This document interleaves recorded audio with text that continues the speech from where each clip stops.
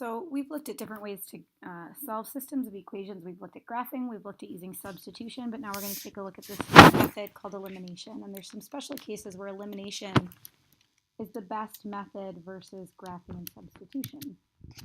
So first of all, I like to use elimination, this method, when it's not easy to get one variable by itself in one of the equations, because sometimes both of those equations are going to be just a little bit more complicated. I also like for both equations to be in standard form. So if you see a system of equations where your equations are in this standard form, and remember that's ax plus by equals c, elimination might be a good method to use. So in other words, let's say I have 2x plus 7y equals 10, right? Standard form, ax plus by equals c. Let's say our other equation is also in that form, 3x plus 9y equals 15. Both equations are in standard form. There's no x equals or y equals. So this is a good case where we can use elimination. So again, please write these steps. This time there are only 4 steps. Write these steps as we go in your notebooks. Follow the first example and then we'll do one more after that. So step 1, we want to get both equations in standard form if they are not already in standard form. Okay. In this case, they're both in standard form already. ax plus by equals c in both of those equations. It's also important that the x, y, and equal signs all line up so that we can use this method properly.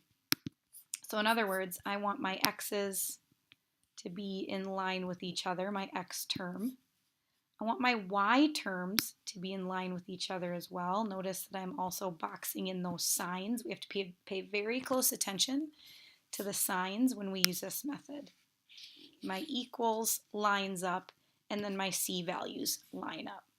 All right, so these need to line up. X, y, equals, and then my c values on the other side. All right? So there's step 1. Step 2, our goal here is to eliminate one of the variables by adding the equations together. All right, so if I look at these 2 equations here, again, everything is lined up. If I add those, and when I add, I have to add each of the terms. So I'm going to use my plus sign all the way across because that reminds me what I'm doing. So I have negative 2x plus 2x. Well, whenever I have a negative and a positive that I'm adding together, those are going to eliminate each other, right? Those are going to be 0. So here's my 0 pair. So I'm getting rid of my x's, or I'm eliminating the x terms. But now I still have to add my next terms. So 3y plus negative 2y. So again, you have to pay attention to your signs. Positive 3y plus negative 2. So positive 3 plus negative 2, which is just the same as, if I rewrite that as subtraction, 3 minus 2 gives me 1y. So I have 1y. And then if I add my last 9 plus negative 4, or if I rewrite that, I can just say 9 minus 4, I get 5. So 1y equals 5. So already I have one of the values in my ordered pair, y equals 5. Step 3, we've just found part of our ordered pair, and y equals 5. Now we need to go back to our original set of equations to find our other one. Well, here now we're going to go back to substitution, which you're used to using. So we're going to choose one of those equations. You can choose either one, just like in the last method, and we're going to substitute the value we just found to find our other value. So y equals 5. I'm going to substitute that right here, so I'm going to get 3 times 5. So that work is shown right here. So I have negative 2x plus 3 times 5 equals 9. Now I just need to do some simplifying and some solving. So I have negative 2x plus 15 equals 9. At this point, I'd encourage you to stop the video, pause the video, and finish this to find x. My next step then, I'm going to subtract 15 from both sides. So here I'm doing some balancing. And I end up with 2x equals negative 6. I encourage you to use your calculator so you're not making mistakes on just the signs and the calculations. Now I have negative 2x equals negative 6. I'm going to divide both sides by negative 2 to continue my balancing, and I'm going to get, in the end, x equals 3. Again, you could use either equation, you'd get the same thing. All right, so now we go on to step 4. Well, we have both of our values. I'm going to write that as an ordered pair, x, comma, y. Now, I would always encourage you then to take this ordered pair and do your checking steps. In other words, substitute those into the two equations to make sure that they work. Now, I'm going to do that in the next problem. So we're going to do one more example. And again, I'd encourage you to pause the video along the way. Do the work for yourself. Do the work for yourself and make sure that it matches with mine. All right, so let's follow our steps. Step 1, we're going to get both in standard form. Well, we already have ax minus by, or plus negative by, equals c. In both of those equations, they're both in standard form already, so that step is complete. Now, step 2 is to add our equations. Again, I'm going to put those addition signs all the way across to make sure that I remember to add each set of terms.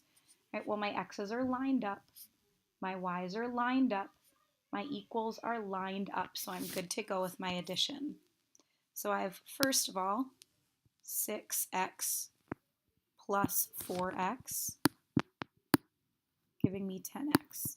Again, pause the video, finish adding this, and then make sure that it matches with what I'm doing. All right, next I have negative 3y plus 3y. So a negative plus its opposite is going to give me 0. So I've just eliminated my y values. And then finally I have equals 15 plus 5, which is 20. All right, final step, 10x equals 20, divide by 10, and I get x equals 2. All right, so now I have my x value. I have part of my ordered pair. So remember then, step 3 was to substitute the value that I already have. Oh, something happened here. X does not equal 1. We just found that x equals 2. All right, so now I'm going to substitute that 2 into one of the equations. Pick either one. It doesn't matter. So I'm going to maybe choose this one this time. Not for any real reason other than I see my last value is smaller. So now I'm going to substitute 4 times x is 2, plus 3y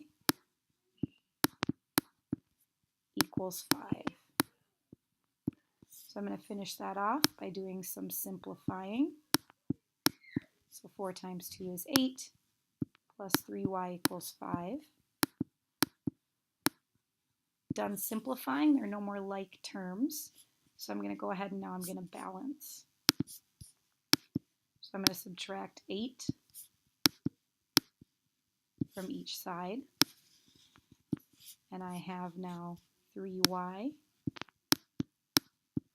equals 5 minus 8, negative 3.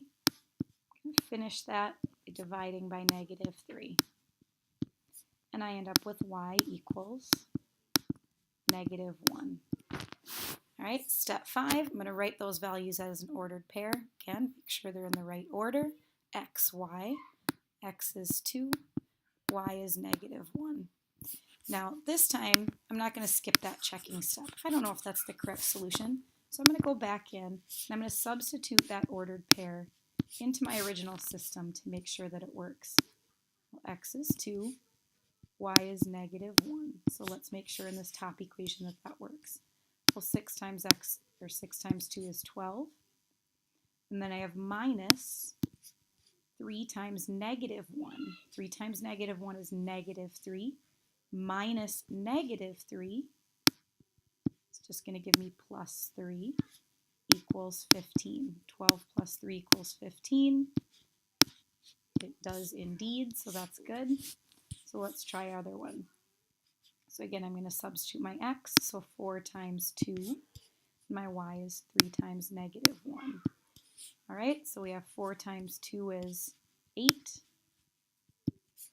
3 times negative 1 is negative 3, so this is going to be plus, right?